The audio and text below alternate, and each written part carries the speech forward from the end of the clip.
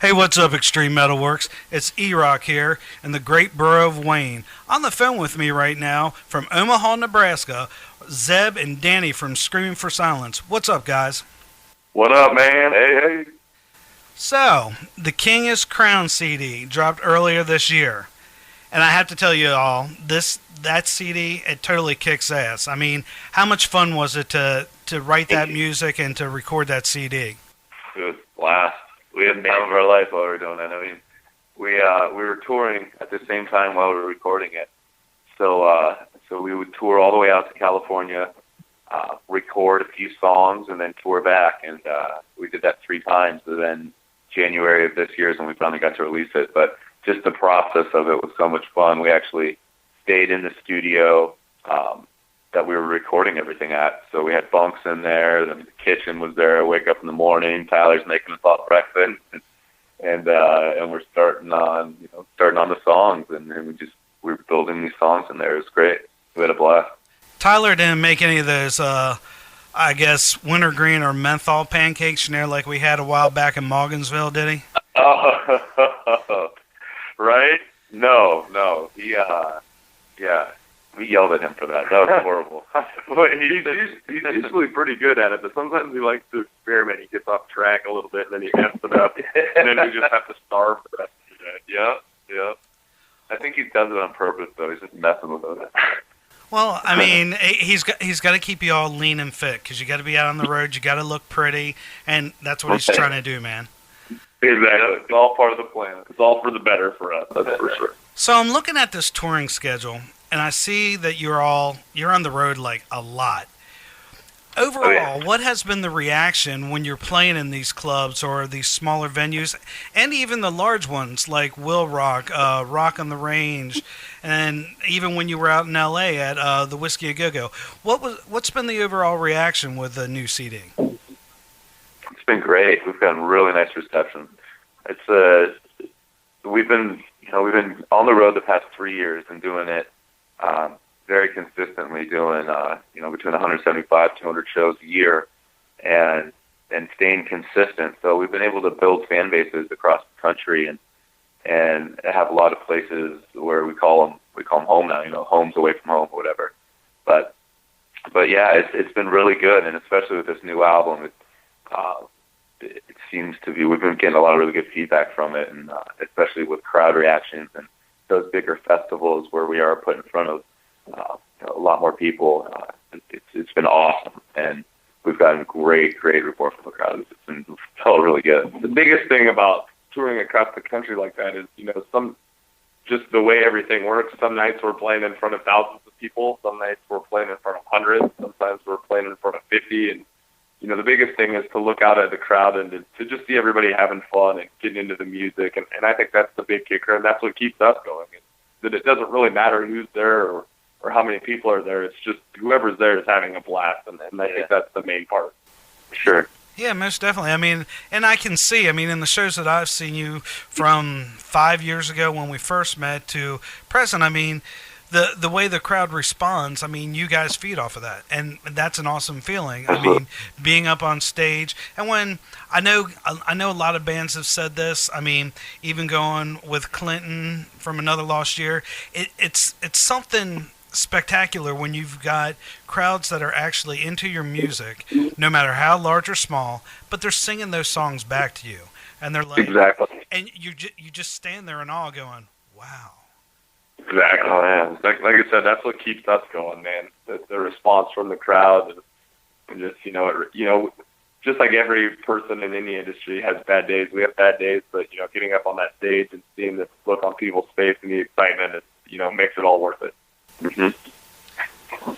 Okay, speaking of touring, and we said like the feel of the crowd and everything like that, over the past year, if you all had to pick, and I don't want to single out any venue or any fan base or anything, but if you had to pick one show that really made you stand back and go, wow, what show over the past year, or what shows maybe over the past year, do you think that would be?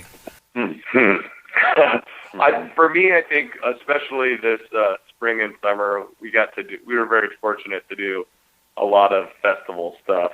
And, you know, you hear bands talk about festival season, and this year we got to be put on some major stuff. And I think, especially because that was the first time we got to do a lot of them. You know, we did the Rock on the Range in Columbus, Ohio, and just the reputation of that festival in itself was just incredible to be a part of, and see how everything works and how they did it all and how it's all set up. And it runs so smooth. You would think with everything going on that, you know, there would be some sort of chaos, and it's not. It's just, they make it seem super smooth.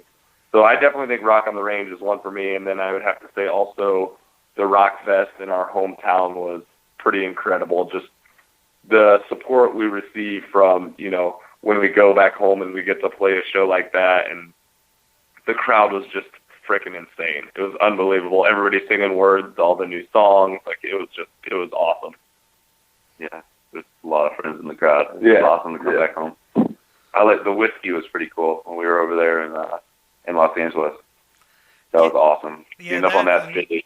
I mean, I have to admit, I mean, Danny, you kind of ruined me on that one, because when you gave me that look, between you and Casey giving me that look and like telling me about the show, I was like fish hooked at that point. I was like, yeah, like I told you, one way or another, I was going to be there. And, yeah, you made it happen.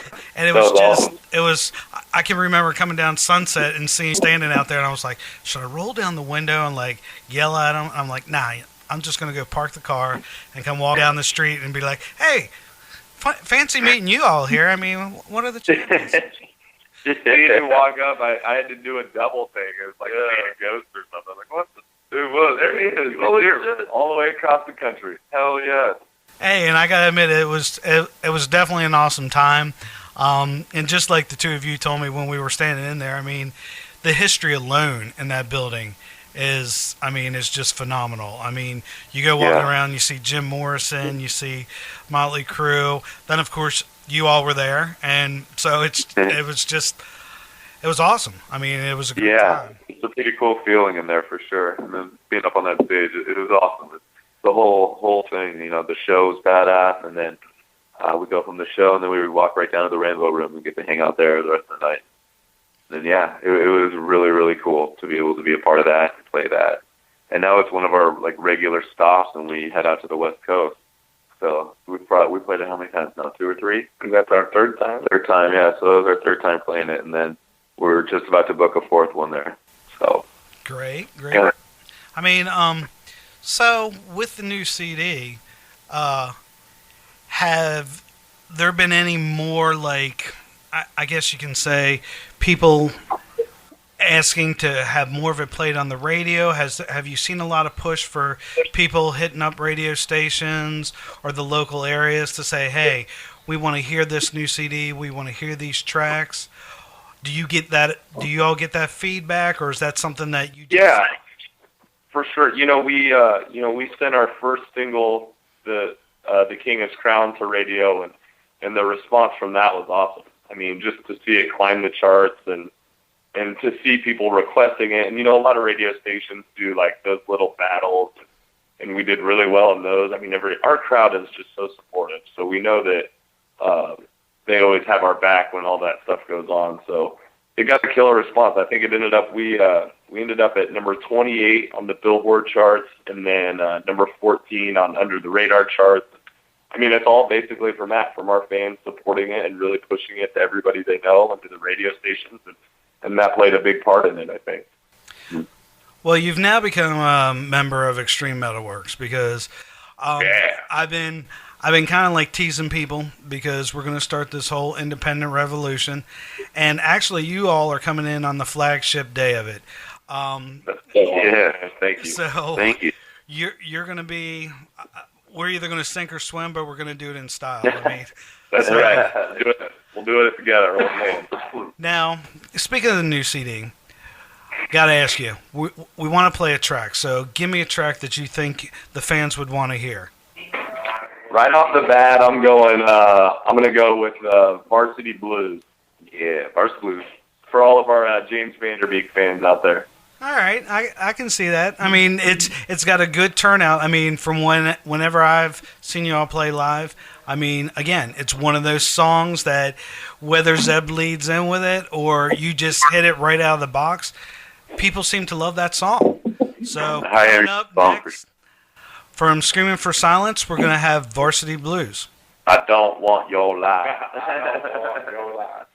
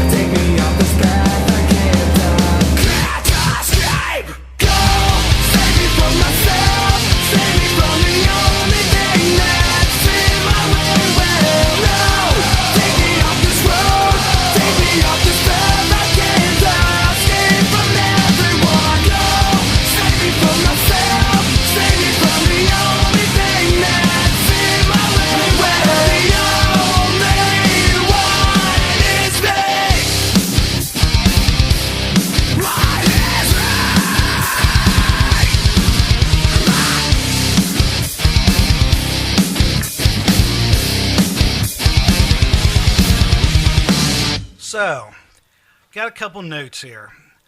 Actually, I had somebody ask me this. They were like, well, if you're going to interview the guys from Screaming for Silence, I guess they're fans of the Relentless EP. So the one question one of the fans said is, how did writing The King is Crown differ from the Relentless EP that was released in 2012? We were in a basement. No, just kidding. One thing, when we were writing the Relentless EP and getting ready to record it, we were still really fresh and pretty young and trying to learn how to, the whole process. Yeah, a lot of how everything kind of worked, and we did that locally in Omaha. The guy we work with is awesome, and he's great at what he does. He does a ton of local bands around the area, and it gets a good sound. And I think we were just kind of learning, so it was pretty different. But I think, when we went out to California, it was a lot different because we had learned so much from that process and so much from being on the road at that point that we had a better idea of what to expect and how to make things work and, what might sound good and I don't know. We just kind of learned who we were and what kind of sound we wanted to come up with too. Try to build better songs too, writing Right. better songs. Right. Yeah. So in the So a lot of writing, people- go ahead.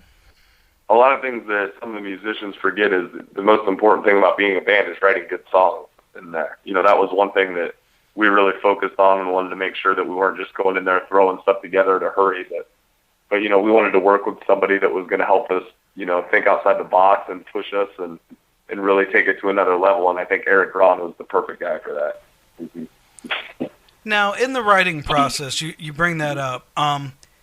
Does everybody in the band have an integral part? Meaning, does everybody contribute, or is the music predominantly written by like one or two guys, or how's that work? We have a pretty collective process as far as the writing goes. As far as lyrics, Zev does a lot of the lyrics.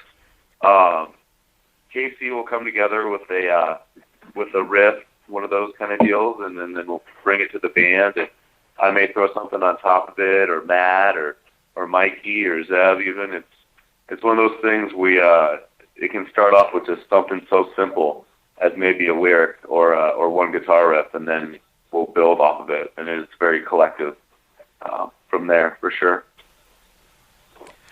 Okay, another question I have for you. Again, I grabbed a few fan questions. I had somebody ask me, when you are on the road, what are the bands that you're listening to? I mean, what are you jamming to? What's in your playlist? Well, first of all, we've been, like I said, we've been out on the road for about 3 years. We just got our first CD player that can play CDs or auxiliary like last month. That's funny. So before that, we were stuck listening to a lot of stuff that we wouldn't necessarily listen to. I think Matt really became a really big Taylor Swift fan just because he was forced to listen to it every single day. Sure. And Matt across the room giving me the evil eye. Now, there's nothing wrong with Taylor Swift. I mean, No, I know. No. It's all over the board with this group. I mean, the best thing she could do now for her career is probably just go in Playboy, and then, I mean, that would probably skyrocket her career, even more so than what it already has. That's just my opinion. She's awesome. Whatever. Lately, but now that we have this new CD player and stuff, we've been rocking a lot of. There's a new band out called Red Sun Rising that we've been listening to a ton. Beartooth has been in our collection here for most of the summer. The new Pop Evil album came out. I haven't heard a ton of it, but from what I've heard, I really like it so far, so we need to check that out. I'm trying to think what else we listened to. New Dr. Dre. Ooh, the new Dr. Dre. That was a good one. Mm-hmm. When did you see that movie? Yeah. Yeah, I definitely want to see that because, I mean, it's getting a bunch of acclaim. So obviously, I want to see how close it sticks to the storyline, or what we know of the storyline of the NWA and how everything started, how they all disbanded, and how their careers went from that point on. Yeah. And the biggest thing about us is we listen to a little bit of everything. We're in a hard rock band, and yes, a lot of our passion is into hard rock, but you can find everything in our CD player or whatever. The last month, the only thing that we asked is that Tyler doesn't listen to any more audiobooks because I can't handle another audiobook when Tyler's driving. But other than that, you can find anything. I mean, we're not biased to a certain kind of music. If it catches our ear, man, we'll listen to it. Okay, if there was one song off the new CD, or the EP for that matter, that a fan would recommend that they wanted to add to their iTunes playlist or Spotify or something like that, what song would that be? Or what song would you pick for that fan? I would probably go with, there's a track on the new album called No Way Out. And I definitely think it's kind of been a fan favorite. It's something a little different than we did than just the normal, straight down the middle hard rock. It kind of has a different beat, and I think it's a song that everybody can enjoy. So even if you're not necessarily a hard rock fan, I think you're going to be able to take the beat to it and kind of tap your feet along with the song. So I think that would be my pick. Yeah. That was the one I was going to say. No Way Out, for sure. Yeah, it's definitely one of those songs that it isn't, like I said, it's not the, there's some pretty, like, high energy, balls-to-the-wall songs on the album. This one does have a little groovy beat to it. It's a nice little change of pace. It's still rocking, don't get me wrong. Right. No, I mean, I agree. I mean, that was, I think when you all posted something on Facebook, maybe it was Zeb or maybe it was the actual Screaming for Silence Facebook page.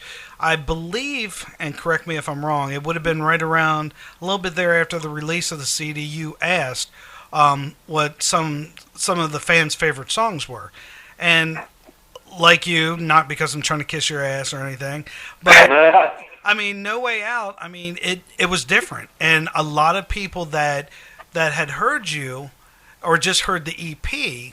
That was a lot of what they said. A lot of the people that I talked to that ran in the same music crowd or whatever like that around the Hagerstown tri-state area were like, you can see the comparative difference between the two, and you can see how the band has evolved over the years. And not that taking nothing away from the EP, but we always want to progress. We don't just want to stay like at a level plateau. Because the more you progress, obviously, the more fans you'll gain, and the more, I guess, fulfillment, I would think, as an artist, you would get from that. For sure. With this album, we wanted to be well-rounded and show our diversity. I think the Relentless EP was pretty basic, and we wanted to do different stuff. We wanted to give a little bit of everything, we have some ballady type style songs on there. We have No Way Out that's a little different. And we also have some stuff that's just a little on the heavier end as well, too. So I think that we were so fresh, right? Coming from Relentless to the new album, the self-titled, like, that was years. I mean, 4 years, 5 years? Yeah. It was a long time. So we were growing as people, as musicians, I mean, all over the board, but it's still us. And that's the main thing. The honed in, Screaming for Silence sound. All right, well, we've mentioned No Way Out a couple of times, so hell, we might as well just play that. And this is let's do it. Screaming for Silence, No Way Out, folks.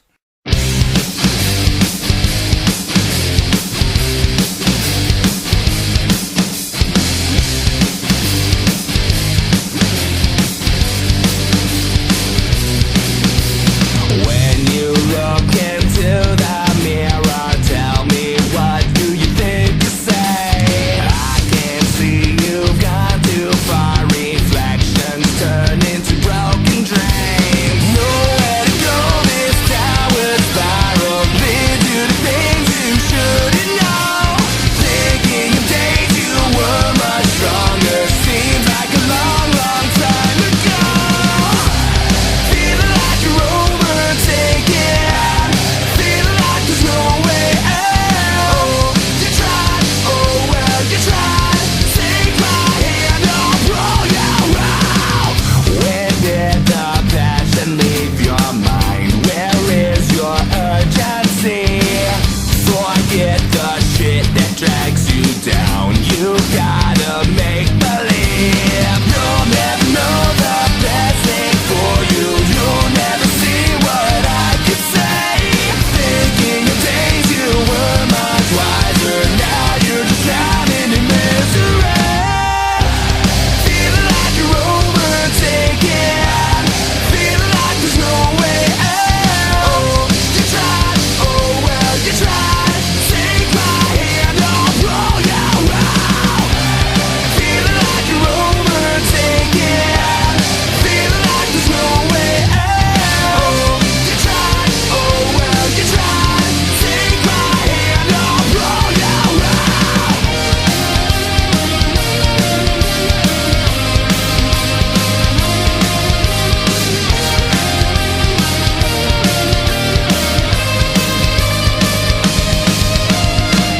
I know you know we'll make it.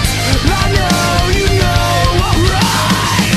I will not let you fake this. We're gonna stand and fight.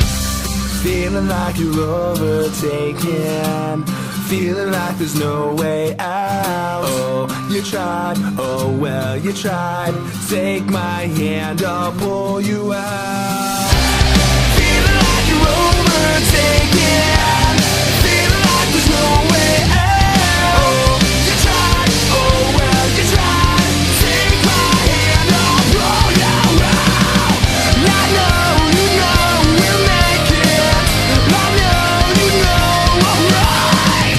I will not let you think this. We're gonna stand and fight.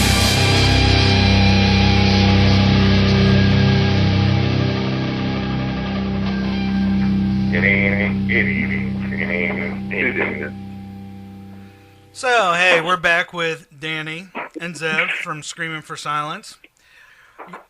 The last track you just heard, yes, was No Way Out. We talked about it, so we figured, what the hell, we might as well play it for you. That's right.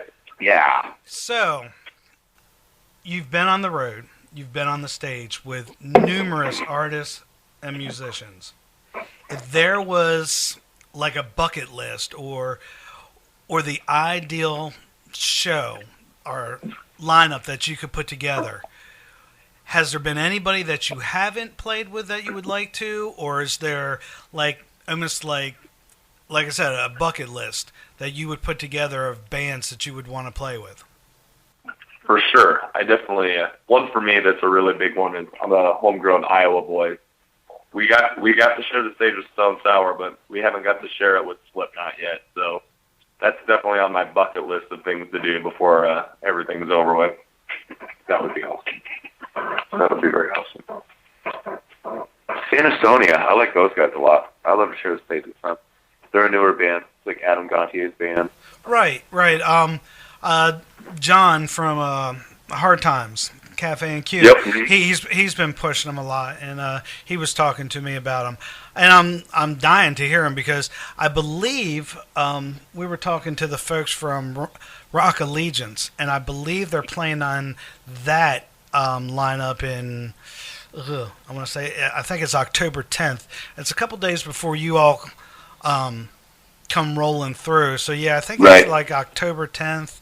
They're in Philly, and it's Godsmack, Korn, Five Finger Death Punch, Treyu, In This Moment, and there's a buttload more, and I, for the life of me, can't remember half of them. That's a pretty good list that you started there. Yeah, that's right. We just played with San Estonia this last weekend at the Will Rock Fest, and it was in Wisconsin, and they're awesome, man. They played some of the old school 3 Days Grace stuff. They played old school Stain stuff. They just put on a really good show. Adam Gontier, the front man that was in 3 Days Grace, he's incredible. Great with controlling the crowd. You can tell he's done it a ton. He's really good live. Yeah. Well then, damn, I'm definitely looking forward to that because, if it's coming from you all, then, I know there's got to be some credibility behind it, and especially if you just shared the stage with them. Who better to talk about them than you all? For sure. Yeah, you got a good point. We wouldn't steer you in the wrong direction, that's for sure. No, we've only done that once or twice, and thankfully there's no video or photos of it, so I think we're pretty much safe. We're good. There. Nothing's come afloat yet anyways. Hopefully nobody's going to hold that blackmail to it. Yeah, I can only think of a few people, and we know where they live, so we got that covered. So we're good. Yeah. So we talked about the whiskey. We talked about Rock on the Range. We talked about Willfest. What do you see on the possible horizon for Screaming for Silence? Not necessarily till the end of the year, but the end of the year and beyond. If you've looked that far ahead, what do you see is the next chapter in Screaming for Silence? We have some really cool stuff in the works, and I think the biggest thing is, finish out the year supporting this album, and I think, honestly, we're excited to record again. I think we've already learned a ton from releasing this album that, maybe the next time we can do differently and do it better and to try and get some more fans. And I think that's the biggest part is just keep progressing off of what we've been doing. One thing I always say about our career as a band is it's just been a snowball effect. We started we started as small as you can get in a garage, and to see how far it's come this far, and all the hard work and that we put into it, just to see where it's at is incredible. I can't wait to see where we're at in another even 2 to 3 years. Oh yeah. Well, speaking of history of the band, as one thing I didn't touch on yet, but give a little history, I guess, to our Extreme Metal Worx listeners. How did the birth of Screaming for Silence, let's say, how did it come about? Oh, well, Zeb, Casey, and I went to college together. And that's where the band started originally. That's where we started playing music. And it was pretty much a few original songs we had written and then a bunch of cover songs we knew. Zeb and I got out of college, and Casey still had a year left, and we moved into Omaha. So we waited for Casey. He moved into Omaha after he got out of college. And then that's when we kind of started kicking things in gear and taking the band serious. And then Matt joined a few years later. And then as of like 3 or 4 years ago is when we really left and started playing on the road and quit our jobs and started touring full time. And we met Mikey on the road, and Mikey completed the deal. We got Tyler, who is our glue that holds this thing together, and we got a nice little team of 6. Awesome. And Tyler he's an awesome little bottle of glue. That's what I'll call him. He's super glue, and he's just he is. Or hell, we'll just call him Gorilla Glue because it kicks ass. Yeah. That's Tyler. That's perfect. Now, you said Matt came in later, and then you picked up Mikey and everything like that. Now, was everybody? I know you said Zeb and Casey, but is everybody originally from Omaha, or are a couple of the guys transplanted? I mean, how did? Yeah. Okay. There are a few of us are. There's I think Tyler is really the only member technically from Omaha. Right. I'm originally from Arizona. Zeb and Casey, Iowa. Matt is from the town outside of Omaha. And then Mikey is from Illinois. Okay, cool. But now we all currently live in Omaha or Council Bluffs, which is Iowa, but it's right next to Omaha. Yeah, just across the river. All right.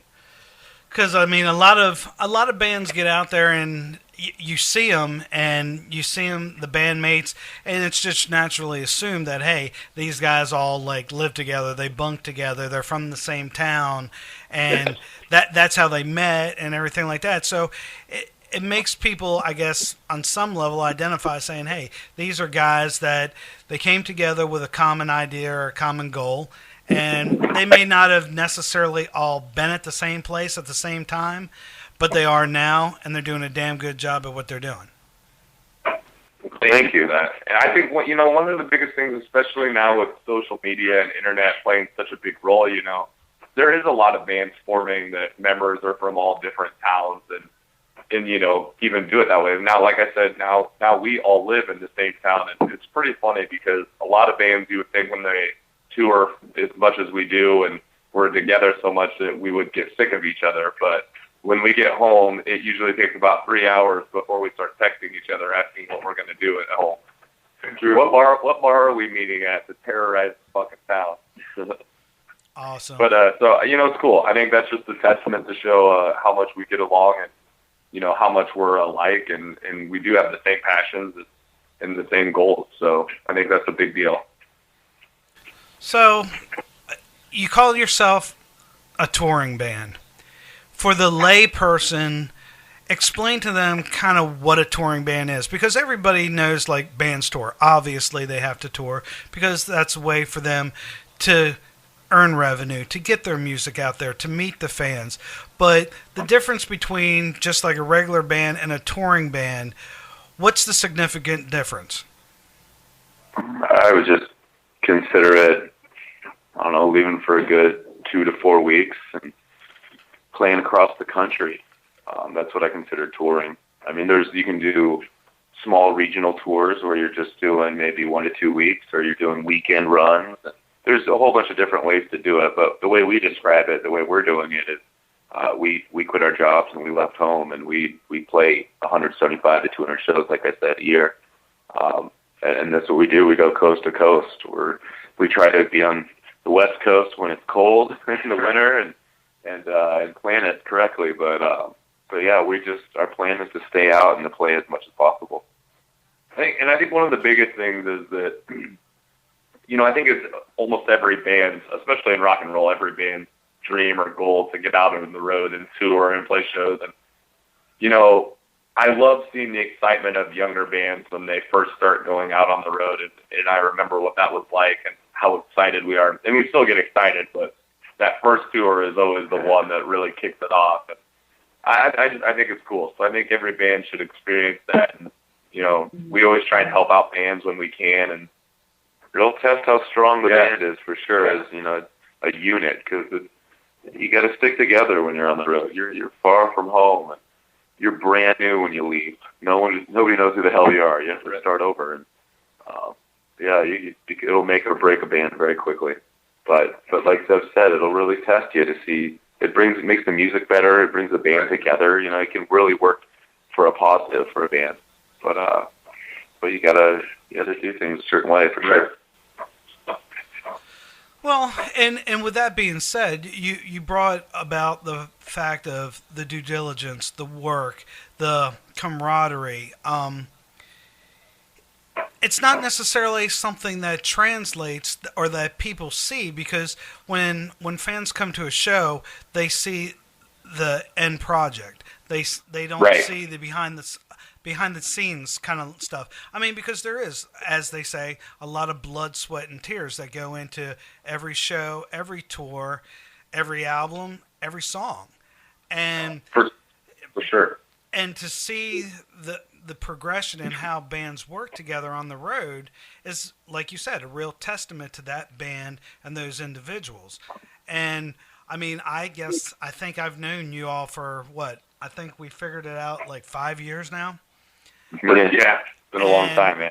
I can honestly say the first time I saw you, I believe, was in Hagerstown, and I knew nothing about you. I was supposed to have done my homework, and I did not. I'll admit it. I was supposed to have done my homework for you and a bunch of your friends, Another Lost Year, and I did not for the guys that I was working for. And when you all hit the stage, I just kind of like stood there and was like, "Holy shit!"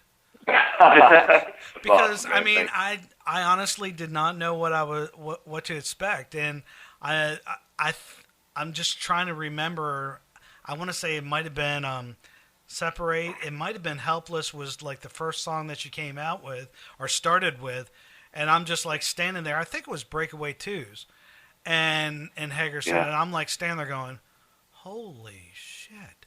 I turn around and look at John from Breakaway Twos, and he's just got this big old grin on his face because he's like, he knew right then and there. He's like, "Oh, I got another one. I hooked another one." Oh yeah, well, that's cool to hear. Well, I mean, makes it feel good. If I remember correctly, I think I felt like shit that night. Well, I think by the end of the night, I think that's when it was determined that me and Danny had to stay away from one another when we were in the bar shots. Because it's like we were too many shots. Yeah, it just got ugly. And I just remember taking this picture with Zeb, and I looked like this little kid standing beside it. And I'm like, y'all suck. I mean, hell, even Tyler's taller than me. I felt like a little kid out at LA going, man. Hey, on that note, Eric, I'm really looking forward to seeing you in October. Thanks, buddy. But speaking of October, I heard the rumor, and you can either say yes or no, that you're going to be doing some double duty, possibly coming through Maryland. Maybe Angel's Rock Bar in Baltimore, maybe Hard Times Cafe and Q in Hagerstown. Any truth to that? Oh, yes. The rumors are true. You can confirm that. Yep, 100%. We're going to be back. Well, you heard it here first, Extreme Metal Worx. Screaming for Silence, October 15th. Am I correct? Yep, 15th and 16th. 15th is Angels Rock Bar in Baltimore, Maryland. If you have not been there, an awesome club. Unfortunately, I missed it'll be a lot of fun. first show, so I'm really looking forward to this one. And then the 16th, which would be Friday of October, you'll be in Hagerstown at Hard Times Cafe and Q. Yeah, hell yeah. Awesome, Excited to be back there. awesome. Yeah, and it's good to have you all back. I mean, I know a lot of us, like Christina and Tess, myself, and a few others that are in the area. I mean, we're always frothing at the mouth, waiting for y'all to come back. And obviously, with the tour schedule, I mean, there's a lot of cities and there's a lot of places that you have to hit. With that being said, when you're doing or you're setting up the tours, is it just random, or do you say, okay, we're going to start at point A, hit all the West Coast, and then come around, or is it just kind of like wherever the shows come up? No, it's very strategic. We'll have shows come up while we are planning something, and then there very well may be like a show that comes up, and then we'll plan a route around it. But no, for the most, I mean, 100%, we know where we want to go and where we're going to play, and we've been, I mean, the last 3 years building these fan bases across the country, and it's nicer when you have a 3-hour or 4-hour drive rather than a 10-hour drive in between places. We learned that very quickly when we first left on the road. So no, we make sure the routing is set up, and if we're going to spend a few days off, we're going to be in an area where we have some family and we get to spend time with family that we wouldn't normally see. But yeah, no, it's planned out. We make sure we know we're going point A to point B and filling in everything in between. And around winter, we try to stay away from as much snow as possible. Yes, we are not fans of the snow. Not at all. I live in this lovely area, and yes, my little Toyota Corolla does not like the snow much more than you do. So believe me, is that front-wheel drive? Well, yeah, it is front-wheel drive, but still, I mean... Okay. I had a Camry back in the day, growing up, and when I first moved out to Nebraska, I was just turning 16 years old, and that's what I had at the Camry with that front-wheel drive, and that saved me, though, through that snow every now and then. Well, I used to have the Beast. I mean, when you all first met me, I had this big old beast of a Chevy, and that just pretty much went anywhere. Yeah, oh yeah. But then, of course, my wallet kind of got really thin from having to put gas in it. So I was like, yeah, we need to change something real quick. Right. But if fans want to find out more about you, if they need to know what's going on with Screaming for Silence, where can they go? What's the best place for them to find that information out? Obviously, you can go check us out. We have Facebook, Screaming for Silence Band on Facebook, and then we have Twitter, we have Instagram, we have Snapchat, we have Reverb Nation, and we also have our own website, screamingforsilence.com. So, I mean, you can pretty much find us anywhere. Any type of social media that you have, you can track us down. If you're looking for the music, we also have it on iTunes, Amazon, Google Play. You can stream it on Spotify, and we actually just got put on Pandora, so you can create a Screaming for Silence station. We had it rocking the other day. It's turning out pretty nicely. Yeah, I think I actually, Tyler, or maybe both of you all posted it, that you were on Pandora, and you could do a Screaming for Silence station, and I was like, oh, damn. Yeah, we have been jamming that station, too. It is good. I know I've got you on Spotify. I've got you on iTunes. And, of course, I have the CD. So, yeah, I pretty much have you everywhere. So. Oh, yeah. You got it down. So, when they go to the websites, you said they could get music. Do you have a merch store there? Or is that something completely separate? Or is it just something you do at the shows? We have some merch on our website, screamingforsilence.com. We have a merch store on there. It doesn't have everything that we have at shows, but it has, the T-shirts, or if you want a physical copy of the CD, you can get one there. But we always encourage people to come to shows to buy merch, and anybody that knows the music scene knows that that's what gets us from point A to point B. So we appreciate everybody that comes out and buys the merch and really supports us that way. It helps us a ton. Well, yeah, I mean, we all joke or whatever like that, but hey, it's gas in the or gas money in the tank, and it feeds you. I mean, I know bands. You're obviously not pandering to the fans, because you want them to come out and enjoy the show. You want them to come out and enjoy you all collectively as individuals and the music. But yeah, I mean, you got to be able to make money. You got to be able to get to point A or point B, or else you won't be playing in these different cities all over the continental United States. Speaking of which, has there ever been any thought of going overseas? Yes, please. Oh, yes. That would be the most amazing thing ever. We would love to. That's on the bucket list for sure. Yeah. I know, because a lot of bands, it seems to be that the European market is really booming. A lot of bands are getting, and I hate to say it this way because I'm not trying to single anybody out, but it seems to be that the European crowds, dare I say venues, are a little bit more rabid when it comes to the music. I mean, I could be wrong, but it's just that's the kind of feel that you get. I've heard nothing but good things from bands that have gone over there, and it said the crowds are awesome. People go to shows. The shows are cool. And not that it's not like that over here. I just think that I think it's a whole different world over there. I don't know. You know, I wish we could tell you from experience. I know. All we know is from hearsay. So, well, as soon as we get over there and we figure it out, we'll do another interview, and we'll do it.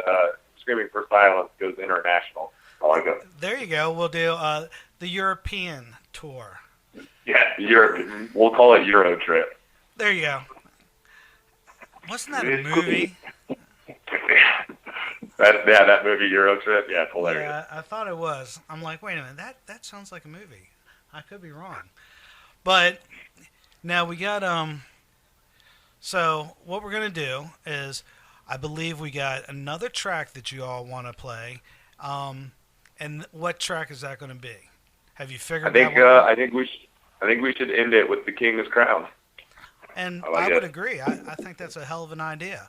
So here you are, Extreme Metal Worx, Screaming for Silence, The King is Crowned. Hey, that was Screaming for Silence, The King is Crowned. Phenomenal track, guys. I mean, the first time Thank you. I think it was the YouTube video, was probably where I heard it first, because was it not the YouTube video that came out, or did the track come out, or did they both come out at the same time? We did it all at once. We did the video with the single and kind of put it all out together. So yeah, that was the video you're probably talking about from YouTube. Yeah, because I think because you all posted on I believe on your Facebook page, and then like I said, I think it pretty much took off like wildfire. I mean, I know everybody around here, or anybody that in the tri-state area that heard you, was like all over it. So that's awesome, man. That's awesome. If they haven't heard it, tell them to go check it out. Oh, most definitely. Well, you heard it here now. Go ahead, tell them what they need to do. There we go. Go scope out the music video. We got it up there, and I think the video turned out super cool. So I think people will dig it. Mm-hmm.